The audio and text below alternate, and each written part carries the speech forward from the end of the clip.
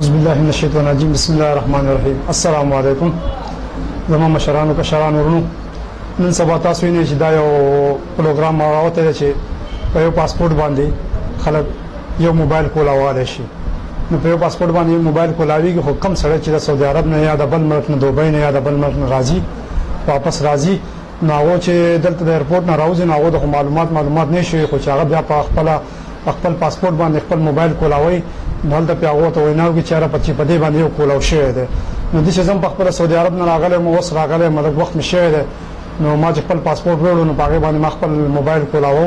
نو هغه ماته چې په دې باندې یو کولاو شوی دی نو زه حیران یم چې دا چا کولاو کړل ولې چې زما پاسپورت نه زمانه علاوه خدا بس څوک نشي استعمالونه زبل چالو ورکوم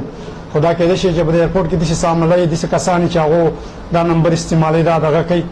نو زه دا وزیر اعلی صاحب نه او خپل افسران نه دا اپیل کوم دا فرزو متمد کوم دا اپیل کوم چې تاسو مهرباني کې په دې باندې سیکشن واخلئ او کمی پاسپورتونو باندې چې کمی موبایل کولاو شوی دي په غلط نمبر باندې نو هغه بلاک کړي لکه اوس پاسپورت زماره یو سړي په خپل موبایل کولاو کړل نو دا خو غلط کار دی کنه غیر قانوني کار دی زه د پاسپورت حقدار یم پکاره چې زه خپل پاسپورت موبایل کولاو کوم کنه نو چې زما پاسپورت باندې بل سره موبایل کولاو نو دا خو ونه شو کنه او دا ټول کار چې په پیسو مېسو باندې کیږي نو لکه خلک واخلي او دا خو دا په یو بل باندې خرڅ کې دا نمبر نو ټول لنډن له پیسو د خپل مشران نه چارواکو نه دا ګیله کو دغه کومه چې تاسو مهرباني وکړئ چې دې شي پرزو دغه کې سا